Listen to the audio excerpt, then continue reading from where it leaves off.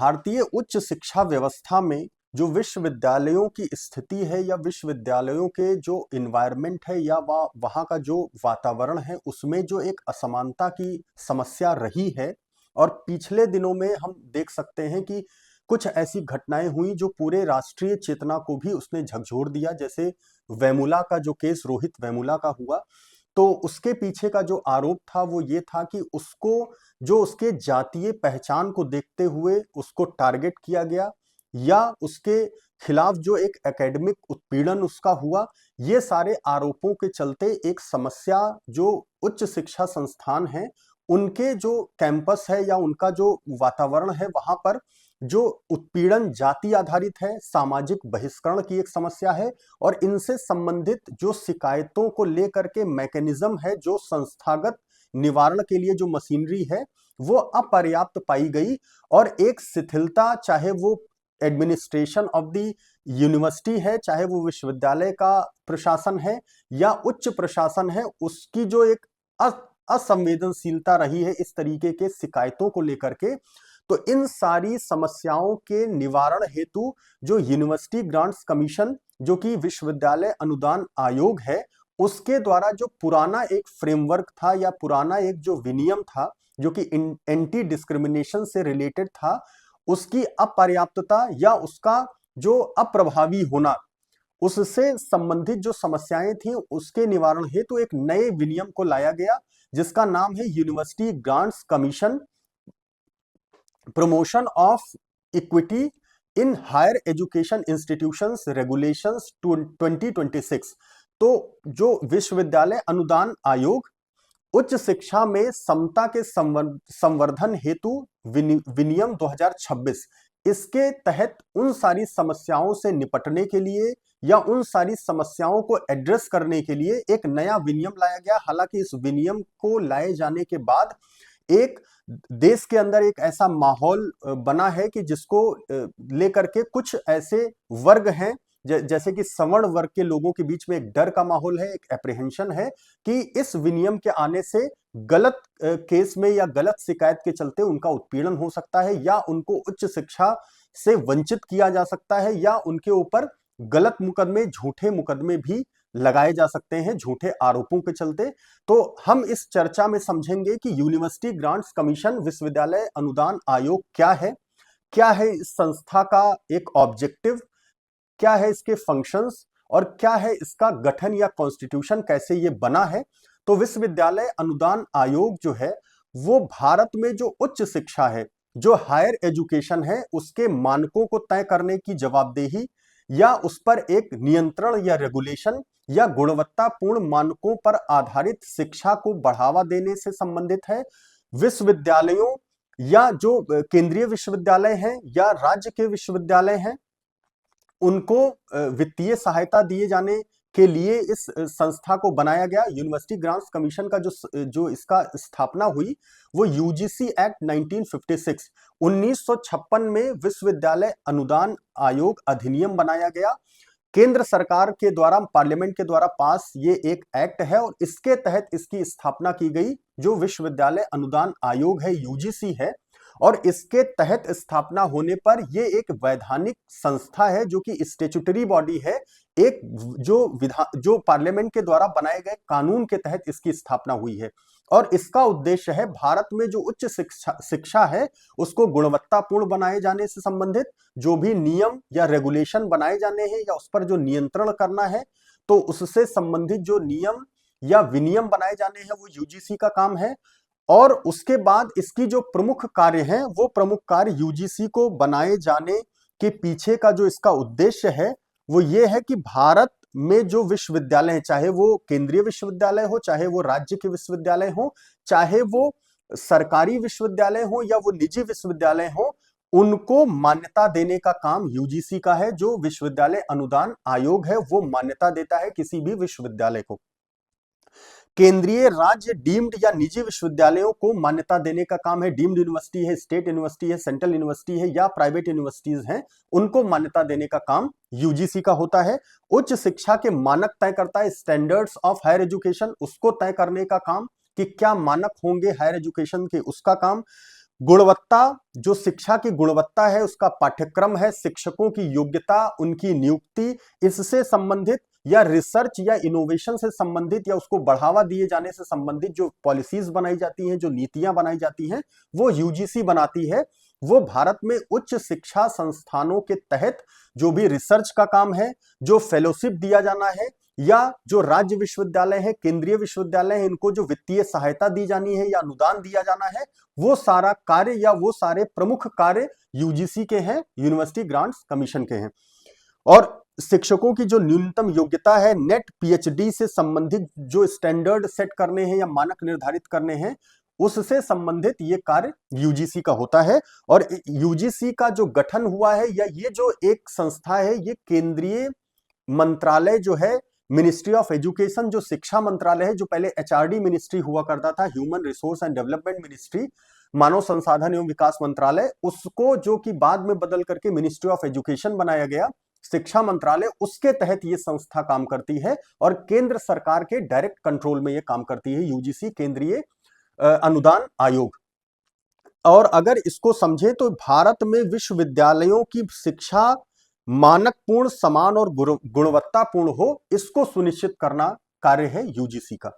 तो यूजीसी अपने कार्यों के निर्वहन के चलते या उसको अपनी जो ऑब्लिगेशंस हैं उसको डिस्चार्ज करने के लिए, क्योंकि ना सिर्फ मानक तय करना शिक्षा का, उसकी गुणवत्ता, शिक्षकों की नियुक्ति, उनकी क्वालिफिकेशन या उनकी योग्यता, बल्कि वो वातावरण भी बनाया जाना भी महत्वपूर्ण है कि उस वातावरण में लोग फ्रीली और स्वतंत्र रूप से बिना डर, दबाव या सामाजिक बहिष्करण के पढ़ सकें या हायर एजुकेशन अपनी ले सकें। तो उससे संबंधित एक जो माहौल बनाया जाना है या एक वातावरण बनाया जाना है, वो काम भी यूजीसी का है। तो इससे संबंधित जो एंटी डिस्क्रिमिनेशन या भेदभाव के खिलाफ एक नियम जो बनाया गया था 2012 में, उसमें कुछ अपर्याप्तता के चलते या उसमें जो शिकायतों को लेकर के जो निवारण मैकेनिज्म था या मशीनरी थी, उसकी अपर्याप्तता या प्रभावहीन होने के चलते एक नए विनियम का या एक नए रेगुलेशन की आवश्यकता महसूस हुई, जिसके चलते ये नया विनियम लाया गया है ताकि उच्च शिक्षा संस्थानों में समता का संवर्धन हो सके, प्रमोशन ऑफ इक्विटी हो सके। इस वजह से ये विनियम लाया गया। और हम समझेंगे कि इस विनियम के वो प्रमुख प्रावधान जो इंस्टीट्यूशनलाइज कर रहा है संवैधानिक मूल्यों को, संवैधानिक मूल्य जो कि आर्टिकल 14, 15, 21 एंड 46 में दिया गया है। जो समानता, एक जनरल क्लॉज है 14 में कि जो समानता का व्यवहार लोगों के बीच में होना है, इक्वलिटी बिफोर लॉ की बात करता है, कानून के समक्ष समानता की बात करता है आर्टिकल 14। 15 में कहा गया कि किसी के साथ भी उसकी परिस्थिति या उसके स्थिति को देखते हुए भेदभाव ना हो, चाहे वो लिंग आधारित है, चाहे वो धर्म आधारित है, चाहे वो जाति आधारित है, चाहे वो प्लेस ऑफ बर्थ या जन्म के स्थान से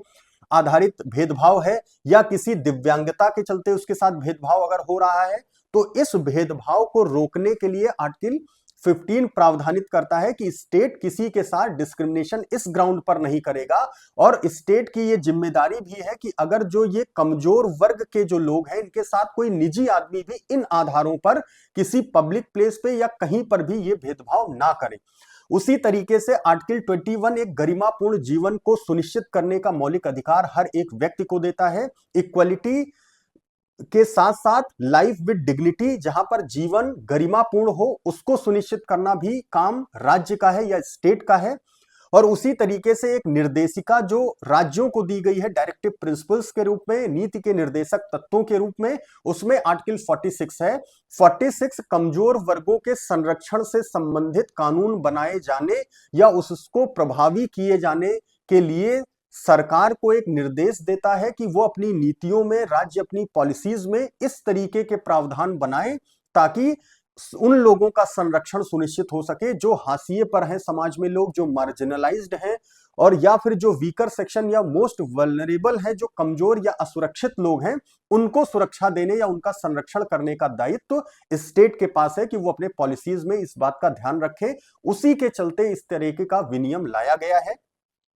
और ये विनियम लाए जाने का जो उद्देश्य है वो पुराने जो फ्रेमवर्क है, जो रूपरेखा है, इस तरीके के नियम या विनियम के पीछे जो अप्रभावी रही है उसको रिप्लेस करके एक प्रभावी और एक ऐसा मैकेनिज्म तैयार करना है जिससे कि जो समस्याएं पुराने प्रावधानों में थी कि समयबद्ध जो शिकायतों का निवारण है, शिकायतें करने का प्रावधान या वो राइट दे दिया जाना पर्याप्त नहीं है, बल्कि शिकायत होने पर उसका समयबद्ध तरीके से निवारण हो और उसको प्रभावी बनाया जाए, ये महत्वपूर्ण है। तो वो सारी जो कमियां थी उसमें प्रवर्तन की कमी थी, एक इन्फोर्समेंट की कमी थी, कोई ऐसी मैकेनिज्म नहीं था या अस्पष्टता थी कि किसके पास शिकायत होनी है, कौन उस शिकायत को निवारित करेगा या उसके निवारण का क्या समयबद्ध या समय सीमा है जिसके तहत वो शिकायतें निवारित होनी है। तो ये सारी समस्याओं के चलते नए एक विनियम की आवश्यकता थी जिसको कि इस 2026 के विनियम के द्वारा लाया गया है। अब इसके हम सैलिएंट फीचर्स, जो विशेष महत्वपूर्ण प्रावधान है, उसको समझेंगे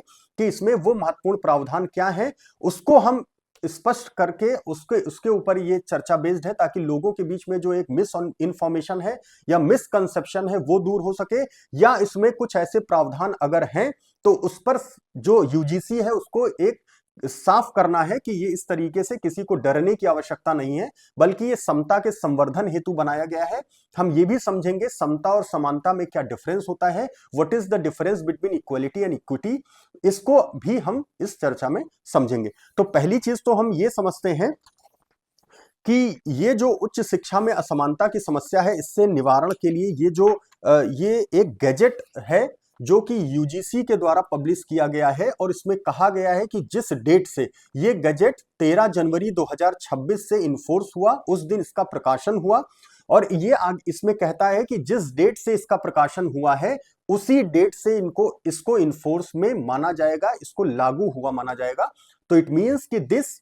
regulation is effective from 13th of January 2026। 2026 13 जनवरी से ये लागू हुआ माना जाएगा, जो कि अंदर इसमें प्रावधान किया गया है क्योंकि इस डेट में ये पब्लिश हुआ या इसका प्रकाशन हुआ है। अब यहां पर इसका जो शीर्षक है इस रेगुलेशन का, इसको ये कहता है कि इसका विनियमों का नाम होगा विश्वविद्यालय अनुदान आयोग उच्च शिक्षा संस्थानों में समता के संवर्धन हेतु विनियम 2026, University Grants Commission promotion of equity in higher education institutions regulations 2026। और ये भारत के सभी उच्च शिक्षा संस्थानों पर लागू होगा, जो हायर एजुकेशन इंस्टीट्यूशंस हैं उन सारे पर ये लागू होगा। और इसमें चाहे वो केंद्रीय विश्वविद्यालय हैं, चाहे राज्य के विश्वविद्यालय हैं, या फिर निजी विश्वविद्यालय हैं, या उन विश्वविद्यालयों से जो भी मान्यता प्राप्त कॉलेजेस हैं उस पर भी ये लागू होता है, जो भी एफिलिएटेड महाविद्यालय हैं उनके ऊपर भी ये रेगुलेशन लागू होता है। अब इसका उद्देश्य क्या है, सबसे पहले तो इसका ऑब्जेक्टिव समझेंगे कि what is the objective behind this regulation, इसके पीछे का उद्देश्य क्या है लाए जाने का। तो इसको हम पढ़ते हैं कि इसमें यह कहा गया है कि धर्म, नस्ल, रेस जिसको इंग्लिश में कहते हैं,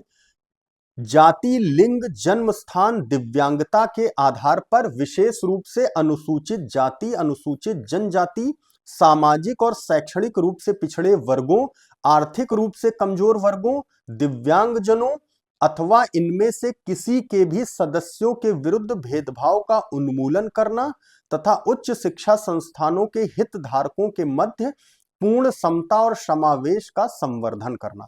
तो on the basis of religion, race, caste, place of birth,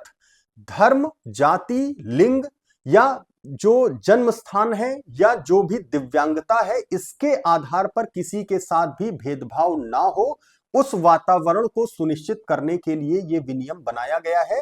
और विशेष तौर पर जो अनुसूचित जाति या अनुसूचित जनजाति या अन्य पिछड़ा वर्ग या कमजोर, आर्थिक रूप से कमजोर वर्ग है, उन लोगों को या जो दिव्यांगजन है, इनके बीच या इनको लेकर के इन आधारों पर, जो जाति, धर्म, जो रेस है, लिंग है या जन्म स्थान है, दिव्यांगता है, इस आधार पर कोई भेदभाव ना हो। और इन जो बताए गए SC ST या इस तरीके के वर्ग हैं, इससे संबंधित किसी भी सदस्य के साथ इन आधारों पर भेदभाव ना हो। और साथ साथ की जो इन्वायरमेंट है कैंपस का, वहां पर इक्विटी और इंक्लूजन, समावेश और जो समता है उसका संवर्धन करना है, उसको प्रमोट करना है। ये इसका उद्देश्य है इस रेगुलेशन का। अब इसमें प्रमुख जो डिफिनीशंस हैं उसको समझना आवश्यक है। उसमें हमने जो डिफिनीशंस चूज की हैं, जो आवश्यक है समझना लोगों को, कि जाति आधारित भेदभाव क्या है, what is discrimination based on caste. जाति आधारित भेदभाव क्या है उसको इसमें डिफाइन किया गया है कि इसी को लेकर के एक लोगों के बीच में डर है कि किन लोगों को इसमें समावेश किया गया है, किन लोगों का, और किसको एक्सक्लूड किया गया है, किसका बहिष्कार किया गया है। तो अनुसूचित जातियां, अनुसूचित जनजातियां, अन्य पिछड़ा वर्ग के सदस्यों के विरुद्ध केवल जाति या जनजाति के आधार पर भेदभाव ना हो। तो एक तरफ तो उद्देश्य आप बना रहे हैं जिसमें उसमें लिख रहे हैं ना सिर्फ अनुसूचित जाति, जनजाति या अन्य पिछड़ा वर्ग, बल्कि साथ साथ में आर्थिक रूप से कमजोर वर्ग जो है, इकोनॉमिकली वीकर सेक्शन जो है, उसमें तो सामान्य वर्ग का भी आदमी आता है। ईडब्ल्यूएस जो होता है उसमें तो सामान्य वर्ग के व्यक्ति भी आते हैं। तो उद्देश्य में आपने लिखा है कि दिव्यांग जनों को भी प्रमोट करना है, उनके बीच में समता का संवर्धन करना है, जो इकोनॉमिकली वीकर सेक्शन है उनको, उनके बीच भी एक समता का एक संवर्धन होना है या समावेश का संवर्धन होना है। लेकिन जो डेफिनेशन है वो एक्सक्लूजन उसमें होता है, उसमें सिर्फ इंक्लूड किया गया है एससी, एसटी एंड ओबीसी को। जो अनुसूचित जातियां हैं, अनुसूचित जनजातियां हैं, अन्य पिछड़ा वर्ग के सदस्य हैं, इनके विरुद्ध केवल जाति या जनजाति आधारित भेदभाव ना हो। अगर इसके आधार पर भेदभाव होता है तो उसको जाति आधारित भेदभाव के परिभाषा में रखा गया है। अब भेदभाव का मतलब क्या है, हम डिफिनीशन समझते हैं कि जो इस रेगुलेशन में डिफिनीशन दी गई है कि डिस्क्रिमिनेशन या भेदभाव का क्या मतलब है। अब यहां धर्म, नस्ल, जाति, लिंग, जन्म स्थान, दिव्यांगता या इनमें से किसी एक आधार पर भी, या तो सभी या सिर्फ एक आधार पर भी, अगर किसी के हितधारक के विरुद्ध कोई भी अनुचित, भेदभावपूर्ण, पक्षपातपूर्ण व्यवहार या ऐसा कोई कार्य, चाहे वह स्पष्ट हो या अंतर्निहित हो, डायरेक्ट हो या इनडायरेक्ट हो, अगर किसी के साथ भी धर्म, जाति, भेद या जो लिंग है या नस्ल है या जन्म स्थान है या दिव्यांगता है, इसके आधार पर अगर भेदभाव होता है किसी भी स्टेक होल्डर के साथ। अब स्टेक होल्डर को आगे डिफाइन किया गया है कि कौन लोग हैं जिनको हितधारक हम बोलते हैं। तो इनके आधार पर अगर कोई भी स्पष्ट, कोई सीधा या अंतर निहित या इनडायरेक्ट अगर कोई भेदभाव होता है तो उसको हम भेदभाव के श्रेणी में लाते हैं या उस परिभाषा में लाते हैं। इसमें ऐसा कोई भी विभेद, बहिष्करण, प्रतिबंध या पक्षपात भी शामिल है जिसका उद्देश्य या प्रभाव शिक्षा में समान व्यवहार को निष्प्रभावी या अक्षम करना है, या विशेष रूप से किसी भी हितधारक या हितधारकों के समूह पर ऐसी शर्त लगाना है जो मानवीय गरिमा के प्रतिकूल हो, जो ह्यूमन डिग्निटी के प्रतिकूल है। ऐसी अगर कोई शर्त आप लगाते हैं किसी भी स्टेक होल्डर या स्टेक होल्डर के ग्रुप के ऊपर, केवल इस आधार पर जो कि उसकी जाति, धर्म, नस्ल, लिंग, जन्म स्थान या दिव्यांगता के आधार पर अगर ऐसी कोई शर्त लगाते हैं तो वो भेदभाव की श्रेणी में आएगा। अब यहां समता क्या है, समता का क्या मतलब है, हम ये भी समझेंगे समता और समानता में क्या डिफरेंस होता है। समता का मतलब सभी वैध अधिकारों के प्रयोग के संबंध में पात्रता एवं अवसर के मामलों में सभी हितधारकों के लिए एक समान अवसर का क्षेत्र। तो जो भी वैध अधिकारों यानी कि जो भी इंटाइटल्ड, जो भी वैलिड राइट्स हैं, उसके संबंध में जो पात्रता और अवसर है, जो एलिजिबिलिटी या अपॉर्चुनिटी है, उसमें सभी हितधारकों के लिए एक समान व्यवहार करना। उनके बीच में जब भी आप इस आधार पर किसी को डिप्राइव नहीं करेंगे किसी अवसर में कि उसकी पर्टिकुलर जाति है या उसका जन्म स्थान कहाँ है, या वो इस लिंग से या इस नस्ल से बिलोंग करता है, या वो दिव्यांग है, इस आधार पर आप भेदभाव या अवसर से वंचित नहीं करेंगे किसी को। अब यहां पर समता और समानता को समझना है। समता का मतलब होता है न्यायपूर्ण व्यवहार, समता न्यायपूर्ण व्यवहार है और समानता समान व्यवहार है। न्यायपूर्ण व्यवहार में अफर्मेटिव डिस्क्रिमिनेशन हो सकता है जहां पर आप सकारात्मक भेदभाव को अलाउ करते हैं या उसकी अनुमति देते हैं। इसको हम उदाहरण से समझेंगे कि जब भी समता की बात होती है, इक्विटी की बात होती है, तो वहां पर जिस व्यक्ति के साथ समता या इक्विटी की बात की जा रही है उसके ऐतिहासिक पृष्ठभूमि या उसकी परिस्थिति या स्थिति को हम कंसीडर करते हैं या उसको ध्यान में रखते हुए व्यवहार करते हैं। लेकिन समानता में हम परिस्थितियों को या उसके ऐतिहासिक पृष्ठभूमि को नहीं देखते हैं, बल्कि हम सभी के साथ समान व्यवहार करते हैं। तो समता में जो, चाहे हम स्कॉलरशिप के नाम पे, जैसे कि अनुसूचित जाति जनजाति के लिए स्कॉलरशिप का प्रावधान करते हैं, उनको आगे बढ़ाने के लिए, या उनका जो ऐतिहासिक पृष्ठभूमि है, जो उनके साथ शोषण हुआ है, उनका उत्पीड़न हुआ है, उनको ऑप्रेस किया गया है, तो उसको ध्यान में रखते हुए हम न्यायपूर्ण व्यवहार करते हैं, ताकि हम सवर्ण और जो बैकवर्ड या अति पिछड़ा या पिछड़े लोग हैं उनको लेवल प्लेइंग ग्राउंड पे या समान एक उनको एक आधार देने के लिए उनके लिए कुछ विशेष उपाय करते हैं, वो समता कहलाता है। लेकिन समानता में हम कोई अफर्मेटिव एक्शन नहीं लेते हैं, बल्कि सबको एक ही चश्मे से देखते हैं। तो समता की बात ये रेगुलेशन करता है, ये समानता की बात नहीं करता है। फॉर एग्जाम्पल, अगर आईपीसी है, इंडियन पीनल कोड है, दंड जो भारतीय दंड संहिता या आज जो भारतीय न्याय संहिता है, उसमें जो अपराधों का पनिशमेंट है, वो दंड दिए जाते समय हम अभियुक्त या फिर जो दोषी ठहराया गया है न्यायालय से, उसकी ऐतिहासिक पृष्ठभूमि नहीं देखते हैं। वहां पर चाहे सवर्ण वर्ग का कोई व्यक्ति अगर अपराध कारित करता है, तो जो दंड उसके लिए प्रावधानित है, वही दंड अनुसूचित जाति या जनजाति या ओबीसी से बिलोंग करने वाले व्यक्ति के लिए है। तो ये समता का एक सिद्धांत को पालन करते हुए हमने एक पीनल लॉ बनाया या दंड संहिता बनाई। लेकिन जब हम SC एंड SC/ST एक्ट बनाते हैं, तो वो एक अफर्मेटिव एक्शन के चलते बनाया जाता है, क्योंकि वो समाज में हाशिए पर है, वो समाज में कमजोर है, वो समाज में अति असुरक्षित वर्ग को बिलोंग करते हैं। तो इसलिए उनको विशेष संरक्षण देने के लिए इस तरह का प्रावधान किया गया है, ताकि उनको जाति आधारित उत्पीड़न का सामना ना करना पड़े। ये समता का व्यवहार है, ये न्यायपूर्ण व्यवहार है कि उनको उनके जो ऐतिहासिक पृष्ठभूमि है उससे ऊपर उठाया जाना, ताकि उनका जो पिछला उत्पीड़न है उसको दृष्टिगत रखते हुए एक विशेष प्रावधान किया गया, जिसको कि हम सकारात्मक भेदभाव के चलते एक विशेष प्रावधान बनाते हैं उस वर्ग को सुरक्षित या संरक्षित रखने के लिए। तो ये समता और समानता में डिफरेंस है। अब यहां पर लिंग को हम बात करेंगे। लिंग की जो हम यहां पे जेंडर की बात करते हैं, तो इस जेंडर में मेल, फीमेल और जो ट्रांसजेंडर है, तो यहां पर पुरुष, महिला और तृतीय लिंग जिसको बताया गया है ऑनरेबल सुप्रीम कोर्ट के द्वारा, जो एक रिकॉग्निशन है, उसके आधार पर हम तीनों को शामिल करते हैं कि लिंग में ये तीनों कैटेगरी के लोग आएंगे। अब हितधारक समझना भी आवश्यक है। जैसा कि हमारे दिमाग में आएगा एक चीज कि ये जो रेगुलेशन है वो केवल पढ़ने वाले छात्रों या छात्राओं के ऊपर या स्टूडेंट्स के लिए है। तो यहां पर स्टेक होल्डर की बात की गई है। स्टेक होल्डर में उस यूनिवर्सिटी से को बनाने में सिर्फ एक छात्र ही नहीं है या स्टूडेंट ही नहीं है जो एक हितधारक या स्टेक होल्डर है, बल्कि वो कई सारे स्टेक होल्डर से बना हुआ एक संस्था होता है। उसमें कौन कौन है?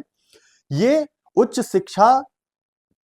संस्थानों के जो छात्र हैं, संकाय सदस्य हैं, फैकल्टी मेंबर्स हैं, कर्मचारी हैं जो वहां के एम्प्लॉई हैं, और प्रबंध समिति के सदस्य जो मैनेजमेंट कमिटी के मेंबर्स हैं, और उच्च शिक्षा संस्थान का प्रमुख भी शामिल है। यहां पर हेड ऑफ द यूनिवर्सिटी या जो हायर एजुकेशन इंस्टीट्यूशन है उसका जो हेड है, जो उसका टॉप का प्रमुख है, वो भी इस स्टेक होल्डर में शामिल है, उस पर भी ये अप्लाई होता है। साथ साथ में छात्र, साथ साथ में जो संकाय के लोग हैं या फैकल्टी मेंबर्स हैं उनके ऊपर, जो एम्प्लॉइज हैं, कर्मचारी हैं उनके ऊपर, या जो मैनेजमेंट कमिटी के मेंबर्स हैं उनके ऊपर, उनके साथ भी अगर कोई इस तरीके का भेदभाव होता है, तो इस रेगुलेशन के तहत जो मैकेनिज्म शिकायत का दिया गया है या शिकायत निवारण के लिए जो मशीनरी बनाई गई है, वो शिकायत इनके द्वारा भी अगर दिया जाता है, तो उसको जो निस्तारण उसका होगा वो इसी के अनुसार होगा जो रेगुलेशन में प्रावधानित किया गया है। अब यहां पर छात्र कौन लोग हैं? छात्र उच्च शिक्षा संस्थान जो हायर एजुकेशन इंस्टीट्यूशंस हैं, वहां पर एक तो डायरेक्टली आप एडमिशन लेते हैं, फिजिकली आप इंटरेक्ट करते हैं, और ऑफलाइन क्लासेस होती हैं, आप क्लास लेते हैं। साथ साथ में जैसे जो औपचारिक या मुक्त विद्यालय हैं, या दूरस्थ विद्यालय हैं, या ऑनलाइन के माध्यम से नामांकन जहां पर एनरोलमेंट होता है, वो सारे जो माध्यम हैं उस विश्वविद्यालय का हिस्सा बनने के लिए उन सभी पर यह लागू होता है। तो ऐसा नहीं है कि जो फिजिकली एडमिशन लेंगे उन्हीं के ऊपर लागू होगा, बल्कि अगर वो डायरेक्टली इनडायरेक्टली अगर जुड़ा हुआ है विश्वविद्यालय से, तो उसके ऊपर ये विनियम लागू होगा। अब यहां पर हमको आगे समझना है जो प्रमुख इसके प्रावधान हैं, वो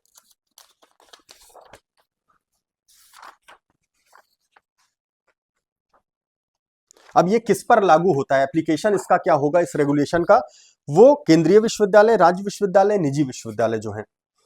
और डीम्ड जो यूनिवर्सिटीज हैं और जो भी महाविद्यालय को मान्यता यूजीसी के द्वारा दिया गया है वहां पर।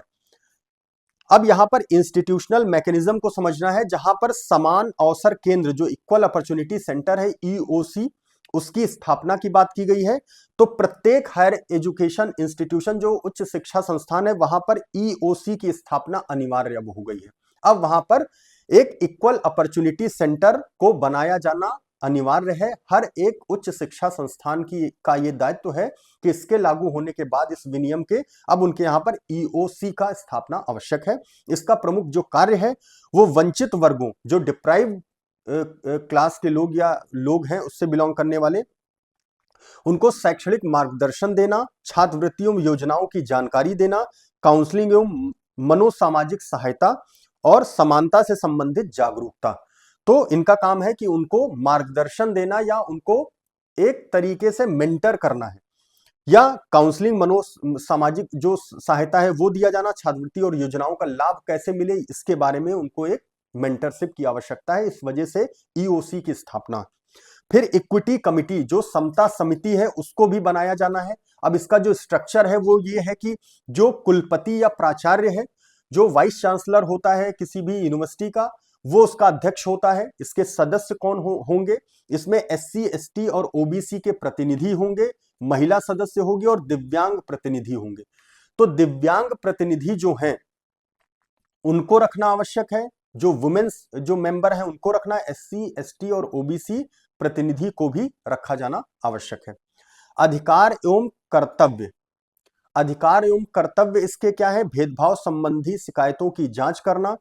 साक्ष्य संकलन एविडेंसेस को कलेक्ट करना, अनुशासनात्मक कार्रवाई की संस्तुति करना और पीड़ित को प्रतिशोध से संरक्षण। जो पीड़ित है उसको उसके ऊपर कोई रिटेलिएशन ना हो उससे भी संरक्षण प्रदान करना, ये इसके कार्य होंगे, जो कि इक्विटी कमिटी जो समता समिति होगी उसका। अब समता स्क्वाड बनाया जाना, जो कि इक्विटी स्क्वाड होता है जो कि प्रवर्तन का काम करता है, जिसका संचालन ऑपरेशनल ड्यूटी होती है मौके पर पहुंच करके और प्रेजेंट होकर के। तो इसका परिचालनात्मक इकाई होगी ये। इसका कार्य कैंपस में सतर्कता या निगरानी, आपको निगरानी बनाए रखने के लिए सतर्कता, विजिलेंस का काम, भेदभाव की संभावनाओं को पहचानना, उन सारी परिस्थितियों को पहचानना कि भेदभाव ना उत्पन्न हो। त्वरित सूचना तंत्र, अगर इस तरीके की कोई घटना हुई है तो उनके पास एक त्वरित सूचना तंत्र हो ताकि प्रॉम्प्टली एक्शन लिया जा सके। अब ग्रीवांस रिडर्सल मैकेनिज्म क्या है इसमें जो शिकायत निवारण तंत्र है वो ये कि शिकायत दर्ज करने की व्यवस्था, जहां पर ऑनलाइन पोर्टल होगा, 24/7 हेल्पलाइन होगी, गुप्त शिकायत की भी सुविधा होगी। इन केस कोई पीड़ित अपनी पहचान छुपा करके शिकायत करना चाहता है तो उसके लिए एक गुप्त शिकायत करने का भी एक व्यवस्था करनी होगी हायर एजुकेशन इंस्टीट्यूशंस को। अब समय सीमा है, यहां पर जो टाइमलाइन पहले वाले जो 2012 का एंटी डिस्क्रिमिनेशन रूल्स था या रेगुलेशन था उसमें जो प्रावधान नहीं था इसमें किया गया है। वो शिकायत प्राप्ति के 24 घंटे के भीतर प्रारंभिक बैठक होगी, प्रिलिमिनरी सिटिंग्स होंगी, जिसके तहत 24 घंटे के अंदर ये होना आवश्यक है। फिर 15 कार्य दिवसों में जांच पूर्ण होगी। इंक्वायरी जो कंप्लीट होगी वो 15 डेज होगी शिकायत दिए जाने से लेकर। फिर रिपोर्ट जब वो इंक्वायरी कमेटी अपनी रिपोर्ट या आख्या देगी तो उसके 7 डेज के अंदर आपको कार्रवाई करनी है। जो भी वहां पर कमिटी है उसको ये कार्रवाई विद इन 7 डेज करनी है from the date of report. इस तरीके से जो प्रवर्तन का कार्य है उसको सशक्त करना है। अब यहां पर प्रोटेक्शन अगेंस्ट विक्टिमाइजेशन, जो पीड़ित संरक्षण की बात है उसकी भी बात है इसमें, कि प्रतिशोध निषेध, कि आपने अगर शिकायत की, पता चला कि वो पहले ही पीड़ित है, बाद में शिकायत करके और ज्यादा वो एक एग्रीवेटिंग फैक्टर बन जाए और प्रतिशोध के चलते उसका और उत्पीड़न हो, तो पहली चीज शिकायतकर्ता के विरुद्ध अंक कटौती, तबादला, अकादमिक दबाव, पूर्णता निषेध। अगर घटनाओं की ग्रेविटी को देखते हुए, सूचना की या शिकायत की ग्रेविटी को देखते हुए ये मेजर्स हैं कि जिसके विरुद्ध शिकायत की गई है उसके कुछ मार्क्स काटे जा सकते हैं, उसके अंक काटे जा सकते हैं, उसका ट्रांसफर किया जा सकता है एक संस्था से दूसरे संस्था में। अकादमिक दबाव, जो प्रेशर एकेडमिक है वो, या उसका पूर्ण बहिष्कार या उसको निषेध किया जा सकता है, टोटल प्रोहिबिशन, कि उसको बर्खास्त कर दिया जाना। अंतरिम राहत के चलते आवश्यकता होने पर छात्रावास परिवर्तन या कक्षा गाइड परिवर्तन। तो जैसे एक क्लास के कई सेक्शंस होते हैं, तो एक सेक्शन से दूसरे में भेजा जा सकता है अगर उसकी ग्रेविटी या उसकी गंभीरता कम है, या फिर आपको एक हॉस्टल से दूसरे हॉस्टल में भेजा जा सकता है, और आवश्यकता पड़ने पर अगर उसकी ग्रेविटी ज्यादा है तो आपको प्रोहिबिट किया जा सकता है। अब यहाँ मॉनिटरिंग या रिपोर्टिंग, निगरानी और रिपोर्टिंग। राष्ट्रीय निगरानी समिति यूजीसी द्वारा गठित की जाएगी, देश भर में अनुपालन की समीक्षा करेगी। ये जो रेगुलेशन है इसके प्रभावी क्रियान्वयन के लिए यूजीसी स्तर पर एक नेशनल रिपोर्टिंग या जो मॉनिटरिंग है उसको लेकर के एक कमिटी बनाई जाएगी। यहां पर देश भर में इसका अनुपालन की समीक्षा और संस्थागत दायित्व जो इसके हैं, इसके क्या दायित्व होंगे, रिकॉर्ड संधारण मतलब उसको कलेक्शन या उसको रखा जाना, जो भी रिकॉर्ड है इससे संबंधित, वार्षिक समता रिपोर्ट, एनुअल इक्विटी रिपोर्ट, उसको उसका संकलन, निरीक्षण में सहयोग, अगर कहीं पर भी जो निरीक्षण चल रहा है उसमें इसको सहयोग करना है। दंडात्मक प्रावधान क्या होगा अगर ये रेगुलेशन नहीं मानता है कोई भी संस्था, तो यहां पर अगर कोई हायर एजुकेशन इंस्टीट्यूशन इसका अनुपालन नहीं करता है तो यूजीसी अनुदान रोक सकता है, नए पाठ्यक्रमों की अनुमति निरस्त कर सकता है, डिग्री प्रदान करने पर रोक लगा सकता है, अंतिम स्थिति में मान्यता भी रद्द हो सकती है। अगर जो भी मान्यता यूजीसी के द्वारा उस संस्था को दी गई है, अगर उसके द्वारा इस विनियम का अनुपालन नहीं किया जाता है तो उसकी मान्यता रद्द कर सकती है यूजीसी। अब इसके कंक्लूजन को समझें तो जो उच्च शिक्षा में इस तरह की असमानता या इस तरह की घटनाएं या शिकायतें आती हैं तो उसको लेकर के एक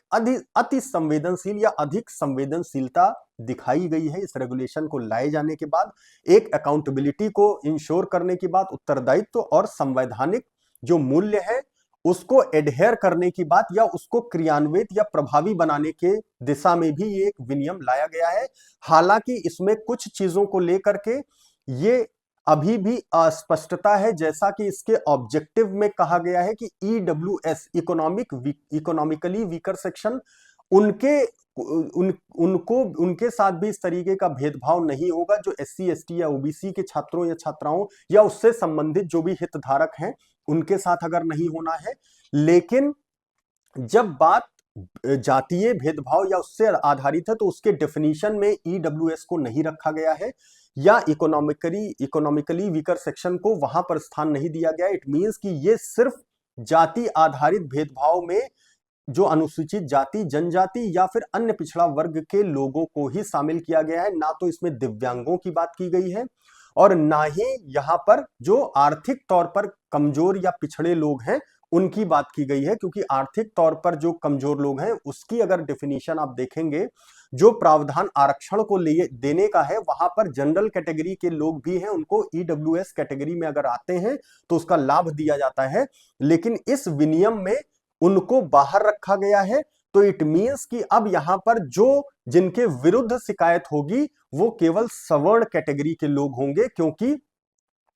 ये अगर किसी के साथ भी अगर जाति आधारित भेदभाव है तो उसमें एससी एसटी और ओबीसी को रखा गया है जो कि अनुसूचित जाति, जनजाति और अन्य पिछड़ा वर्ग है। तो इस तरीके से हम इस विनियम को समझ सकते हैं। इसके जो प्रमुख प्रावधान है, जो प्रासंगिक इसमें प्रावधान किए गए हैं, उसको क्या है यूजीसी, इसके बारे में जो डिस्कशन हुआ है, क्या समता और समानता में डिफरेंस है, कैसे जो सामाजिक बहिष्करण है उसको डील करने के लिए, उसके निवारण के लिए ये प्रावधान लाया गया है या नया विनियम लाया गया है। तो इस तरीके से इस पूरी चर्चा को हम समझ सकते हैं। दोस्तों नमस्कार।